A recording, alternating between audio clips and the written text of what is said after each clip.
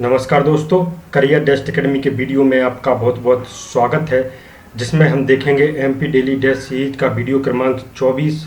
इस video series में MP current affairs और एमपी जीके के मोस्ट इंपोर्टेंट क्वेश्चन शामिल करते हैं जो मध्य प्रदेश की प्रतियोगी परीक्षाओं के लिए महत्वपूर्ण है। यह वीडियो प्रतिदिन रात में 10:30 बजे अपलोड होता है। इसके एमसीक्यू प्रैक्टिस आप हमारी वेबसाइट पर कर सकते हैं, जिसकी लिंक डिस्क्रिप्शन में दी गई है। साथ ही इसकी पीडीएफ डाउनलोड लिंक भी डिस्क्रिप्शन में मिल जाएगी। आइए शुरू करते हैं इस वीडियो का फर्स्ट क्वेश्चन।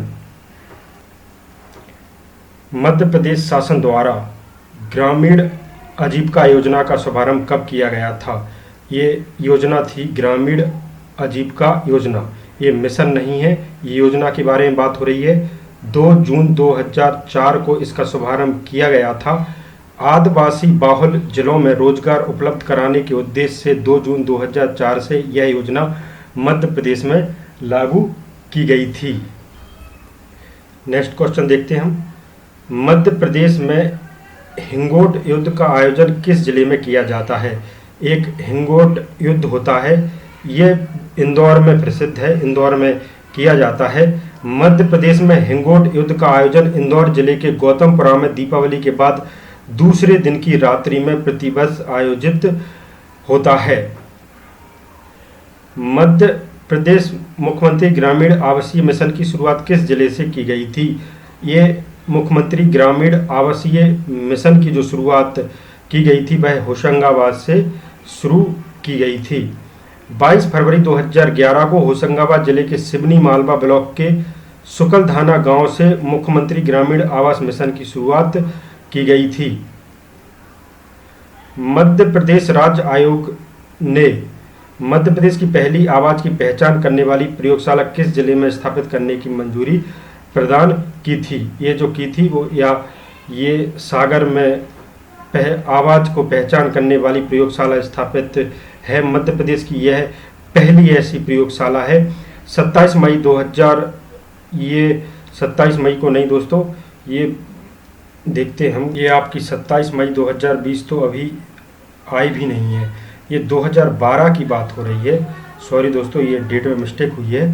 तो 27 मई 2012 को मध्य प्रदेश राज्य योजना आयोग ने मध्य प्रदेश की पहली आवाज की पहचान करने वाली प्रयोगशाला को सागर जिले में स्थापित करने की मंजूरी दी थी।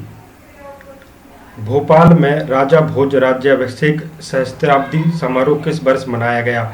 ये जो वर्ष मनाया गया वर्ष 2011 में मनाया गया।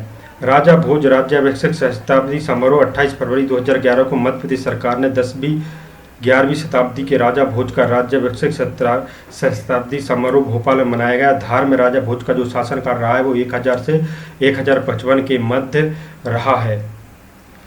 जबलपुर में रानी दुर्गावती की समाधि कहाँ स्थित है? ये जबलपुर में रानी दुर्गावती की जो समाधि स्थित है वो बरेला में स्थित है। ये पनागर, पाटन, मझोली ये जबलपुर की तहसीलें हैं। रानी दुर्गावती का राज शासनकाल 1548 से 1564 ईस्वी तक पुत्र नारायण शाह के संरक्षण के रूप में सत्ता इन्होंने संभाली थी। गौड़ शासक संग्राम शाह की ये पुत्र वधू थी रानी दुर्गावती। 1540 में ये गौड़ वंश की बात ही हो रही है कि राजकुमार दलपत शाह के साथ विवाह हुआ था। अकबर की मुगल सेना से युद्ध 1564 में हुआ था और युद्ध का ये परिणाम हुआ था कि रानी दुर्गावती वीर गति को प्राप्त हो गई थी दोस्तों। तो ये गौड़ वंश की बात हो रही है। गौड़ वंश के राजकुमार दलपत शाह के साथ इनका विवाह हुआ था। जबलपुर में राज्य वन अनुसंधान संस्थान की स्थापना कब हुई थी? जबलपुर में राज्य वन अनुसंधान संस्थान की जो स्थापना हुई थी वो वर्ष 1963 में हुई थी। इसका ए आंसर आपका सही हो जाता है। मध्य प्रदेश में संजीवनी आयुर्वेद विक्रय केंद्र की स्थापना कब हुई थी? ये मध्य प्रदेश में संजीवनी आयुर्वेद विक्रय केंद्र स्थापना हेतु ये सितंबर 2002 को इसकी स्थापना हुई थी। संजीवनी आयुर्वेद विक्रय केंद्र मध्य प्रदेश के 26 जिलों से अधिक जिलों में स्थापित है। इनकी स्थापना सितंबर 2002 में की गई थी। मध्य प्रदेश विशेष न्यायालय अधिनियम कब से प्रभावशाली है?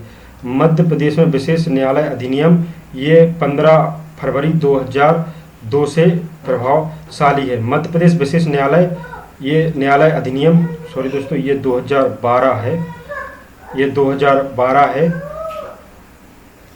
दोस्तों। ये मध्य प्रदेश विशिष्ट न्यायालय अधिनियम 15 फरवरी 2012 को प्रभावशाली हुआ था। ये 15 फरवरी 2012 को, क्योंकि ये 2011 के नाम से मध्य प्रदेश विशिष्ट न्यायालय अधिनियम है, तो 15 फरवरी 2012 को यह तिथि से प्रवर्तित हुआ था। प्लास्टिक मुक्त मध्य प्रदेश अभियान कब से कब तक चलाया गया था? प्लास्टिक मुक्त मध्य प्रदेश अभियान ये चलाया गया था 5 जून 2012 से 5 जून 2013 तक यह अभियान चलाया गया था।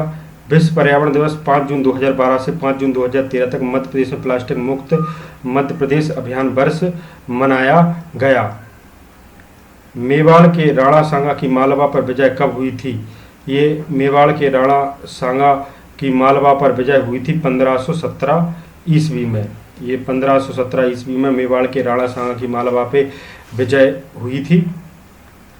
रामगढ़ ने जुझार सिंह के पुत्र देवनाथ सिंह के अंग्रेजों के विरुद्ध विद्रोह कब किया था? ये रामगढ़ नरेश जुझार सिंह के पुत्र देवनाथ सिंह ने अंग्रेजों के विरुद्ध 1835 ईस्वी में युद्ध किया था। मध्य प्रदेश में रानी अवंतीबाई और अंग्रेजों के विरुद्ध युद्ध कब हुआ था? ये रानी अवंतीबाई लोधी लिखती हैं। ये 20 मार्च 1858 को अंग्रेजों और अवंतीबाई के युद्ध हुआ था। रानी अवंतीबाई और अंग्रेजों के विरुद्ध 20 मार्च 1858 को युद्ध हुआ था। रानी अवंतीबाई रामगढ़ की झांसी की रानी उपनाम से प्रसिद्ध हैं। मध्य प्रदेश में सर्वाधिक कुपोषित जनजाति कौन सी है? मध्य प्रदेश में सर्वाधिक कुपोषित जो जनजाति है वो शहरिया जनजाति है। ये मध्य प्रदेश में सर्वाधिक कुपोषित जनजाति शहरिया जनजाति है। बिजली की समस्या हल करने के लिए मध्य प्रदेश विद्युत मंडल का पुनर्गठन कब किया गया था? बिजली की समस्या हल करने के लिए ये वर्ष 2002 में ये पुनर्गठन किया गया था, ये ध्यान दीजिएगा। और वर्ष 1952 में मध्य प्रांत में विद्युत उत्पादन में वृद्धि हेतु मध्य प्रदेश विद्युत मंडल की स्थापना की गई थी। मध्य प्रदेश विद्युत मंडल स्वतंत्रता के बाद भारत में स्थापित होने वाला प्रथम विद्युत मंडल था। भारत सरकार ने विद्युत प्रदाय अधिनियम 1948 लागू होने के उपरांत विद्युत प्रदाय का कार्य मध्य प्रदेश विद्युत मंडल को हस्तांतरित कर दिया गया था। अप्रैल 2012 में विद्युत मंडल का विलय किस कंपनी में नहीं किया गया? ये विद्युत मंडल का विलय मध्य प्रदेश राज्य विद्युत मंडल का विलय कर दिया गया था Madhya Pradesh power trading company, Madhya Pradesh transmission company, MP power management company, लेकिन मध्य प्रदेश ट्रांसफॉर्मेशन कंपनी है, इसमें ये विलय नहीं किया गया था। वर्तमान में मध्य प्रदेश विद्युत मंडल अस्तित्व में नहीं है। अब है Madhya Pradesh power genetic company, MP power management company, Madhya Pradesh transmission company. तो ये 3 जो कंपनी है वो अभी अस्तित्व में है। Madhya Pradesh power trading company का नाम परिवर्तित करके MP power management company limited कब किया गया? ये मध्य प्रदेश पावर ट्रेडिंग कंपनी का नाम बदल के वर्ष 2012 में किया गया। ये वर्ष 2012 में किया गया। मध्य प्रदेश ऊर्जा विकास निगम तथा नवीन तथा अक्षय ऊर्जा विभाग की स्थापना कब की गई थी? ये की गई थी वर्ष 1982 में। इसका सी आंसर आपका सही हो जाता है। मध्य प्रदेश में गैर परंपरागत ऊर्जा स्रोतों से विद्युत के उत्पादन को प्रोत्साहन हेतु मध्य प्रदेश सरकार द्वारा वर्ष 1982 में मध्य प्रदेश विकास निगम तथा नवीन तथा अक्षय ऊर्जा विभाग की स्थापना की गई थी। किस पंचवर्षीय योजना काल में कोरबा संयंत्र का विस्तार किया गया तथा बैतूल जिले की सारणी में राजस्थान सहयोग सरकार के सहयोग से सतपुड़ा तापीय विद्युत केंद्र की स्थापना की गई? तो ये तृतीय पंचवर्षीय योजना की बात है। तृतीय पंचवर्षीय योजना में ये बैतूल जिले के सारणी में राजस्थान सरकार के सहयोग से सतपुड़ा तापीय विद्युत केंद्र की स्थापना की गई और कोरबा संयंत्र का विस्तार किया गया। वर्ष 1962 में बैतूल जिले की सारणी में राजस्थान सरकार के सहयोग से सतपुड़ा ताप विद्युत केंद्र की स्थापना की गई। मध्य प्रदेश सरकार द्वारा मोतीलाल नेहरू पुरस्कार किस क्षेत्र में दिया जाता है? मध्य प्रदेश सरकार द्वारा मोतीलाल नेहरू पुरस्कार ये कानूनी राजनीति में उत्कृष्ट कार्य करने के लिए दिया जाता है। हजारी प्रसाद द्विवेदी पुरस्कार समीक्षा के क्षेत्र में दिया जाता है। लाला ठाकुर पुरस्कार नई कविता के क्षेत्र में दिया जाता है। कामदेव प्रसाद गुरु पुरस्कार ये रघुवीर प्रसाद द्विवेदी पुरस्कार, ये दोनों विज्ञान के क्षेत्र में दिए जाते हैं, लेकिन इसकी जो क्राइटेरिया है वो अलग होगा। तो ये विज्ञान के क्षेत्र में दोनों पुरस्कार दिए जाते हैं। नेक्स्ट क्वेश्चन देखते हैं हम। मध्य प्रदेश आंचलिक पत्रकारिता पुरस्कार के अंतर्गत स्वर्गीय कन्हैयालाल वैद पुरस्कार किस अंचल के लिए दिया जाता है? बात हो रही है स्वर्गीय कन्हैयालाल वैद पुरस्कार, ये उज्जैन जिले के लिए, ये उज्जैन अंचल के लिए दिया जाता है। ये अंचल ही के नाम से है, इस प्रकार से इसका आंसर है। आंचलिक पत्रकारिता पुरस्कार स्वर्गीय शरद जोशी पुरस्कार भोपाल अंचल के लिए, साथ में नर्मदापुरम शहद के लिए दिया जाता है। स्वर्गीय रतनलाल जोशी पुरस्कार ग्वालियर अंचल के लिए, शहद मुरैना शहद के लिए दिया जाता है। स्वर्गीय राहुल बारपुते पुरस्कार इंदौर अंचल के लिए दिया जाता है। वहीं स्वर्गीय मास्टर बलदेव प्रसाद पुरस्कार सागर अंचल के लिए दिया जाता है। 11वीं शताब्दी में निर्मित नवा तोरण मंदिर किस जिले में स्थित है? 11वीं शताब्दी में निर्मित नवा तोरण मंदिर ये नीमच जिले में स्थित है। नवा तोरण मंदिर खोरग्राम नीमच में स्थित है, जो कि 11वीं शताब्दी में निर्मित किया गया है। श्री राम किशोर शुक्ला कौन सी विधानसभा के कार्यकाल में विधानसभा अध्यक्ष बनाए गए थे? तो ये बनाए गए थे सप्तम, ये 7वीं जो विधानसभा चली थी उसमें बनाए गए थे विधानसभा अध्यक्ष। श्री रामकिशोर शुक्ला सप्तम विधानसभा कार्यकाल में 5 मार्च 1984 से 13 मार्च 1985 तक मध्य प्रदेश के विधानसभा अध्यक्ष रहे। सप्तम यानी 7वीं विधानसभा में 1980-1985 का ये कार्यकाल था 7वीं विधानसभा का। इसी कार्यकाल में यज्ञदत्त शर्मा 3 जुलाई 1980 से 19 जुलाई 1983 तक मध्य प्रदेश के विधानसभा अध्यक्ष रहे थे। रुद्र प्रताप बुंदेला के बाद ओरछा का शासक कौन बना? रुद्र प्रताप बुंदेला के बाद ओरछा का जो शासन बना वो भारती चंद बना। रुद्र प्रताप बुंदेला की नवीन राजधानी ओरछा की नींव 3 अप्रैल 1531 ईस्वी को रखी गई। मलखान सिंह के निधन के बाद रुद्र प्रताप बुंदेला का उसका उत्तराधिकारी हुआ। ये मलखान सिंह का जो निधन हुआ था उसके बाद रुद्र प्रताप बुंदेला उसके उत्तराधिकारी हुए थे, और रुद्र प्रताप के बाद उसका पुत्र जो भारती चंद था वो ओरछा का शासक बना था। निम्नलिखित में से किसने 1972 म्यूनिख ओलंपिक में भारत को कांस्य पदक दिलवाया था? ये दिलवाया था असलम शेर खान। ये असलम शेर खान, ये भोपाल इसी के नाम से इसी प्रकार से क्वेश्चन था।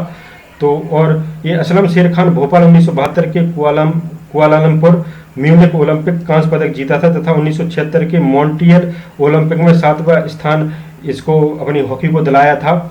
असलम शेर खान एक भारतीय हॉकी खिलाड़ी हैं, वह भारतीय हॉकी टीम के सदस्य हैं। इनका निवास सदस्य थे इनका निवास मध्य प्रदेश के बैतूल जिले में है और बैतूल के सांसद भी रह चुके हैं। टू हेल विथ हॉकी इनकी नामक पुस्तक है जो कि असलम शेर खान द्वारा स्वयं की लिखी गई है। ये आपसे क्वेश्चन पूछा गया था कि निम्न में से कौन अर्जुन पाल बुंदेला का पुत्र नहीं है? तो इसका जो आंसर सही है रामपाल पुत्र नहीं है, ये रामपाल पुत्र नहीं है, जबकि वीरपाल, सोहनपाल, दयापाल ये सभी के सभी अर्जुन पाल बुंदेला के पुत्र हैं। अर्जुन पाल बुंदेला के 3 पुत्र थे, वीरपाल, सोहनपाल, दयापाल। अर्जुन पाल के निधन के पश्चात उसका ज्येष्ठ पुत्र यानी सबसे बड़ा पुत्र वीरपाल बुंदेलखंड की तत्कालीन राजधानी मऊ महोनी पर इसने ये शासक बना था, मऊ महोनी का शासक बना था ये दोस्तों अर्जुन पाल के निधन के बाद उसका वीरपाल। आज का जो आपसे क्वेश्चन है ये सिंधिया वंश से संबंधित है। सिंधिया वंश की राजधानी उज्जैन कब तक रही है? ये इससे कुछ डाउट क्वेश्चन था, इस वजह से क्वेश्चन लिया गया है। ये 1800 ईस्वी तक, 1810 ईस्वी तक, 1830 ईस्वी तक, 1840 ईस्वी तक सिंधिया वंश की राजधानी उज्जैन कब तक रही, और फिर उसके बाद ग्वालियर इसकी राजधानी बन गई थी। और इसमें इससे संबंधित कल क्वेश्चन भी लिया गया था, तो इसका आंसर जो है वो कमेंट करके बताना है दोस्तों। और हमारा वीडियो अच्छा लगता है तो आप लाइक ज़रूर कर दिया करें। और दोस्तों किसी भी क्वेश्चन में डाउट हुआ करे, कभी कभार कुछ क्वेश्चन में प्रॉब्लम हो जाती है डेट से संबंधित, लेकिन उसे सुधार लिया गया था, जैसे आज हो गई थी, तो उससे कोई बात नहीं है, वो तुरंत की तुरंत आपको बता दिया जाता है। और हमारा यह वीडियो देखने के लिए बहुत बहुत धन्यवाद दोस्तों। और एमसीक्यू प्रैक्टिस आप हमारी वेबसाइट पर कर सकते हैं, जिसकी लिंक डिस्क्रिप्शन बॉक्स में दी है। साथ ही आप PDF डाउनलोड भी कर सकते हैं। थैंक यू दोस्तों, धन्यवाद।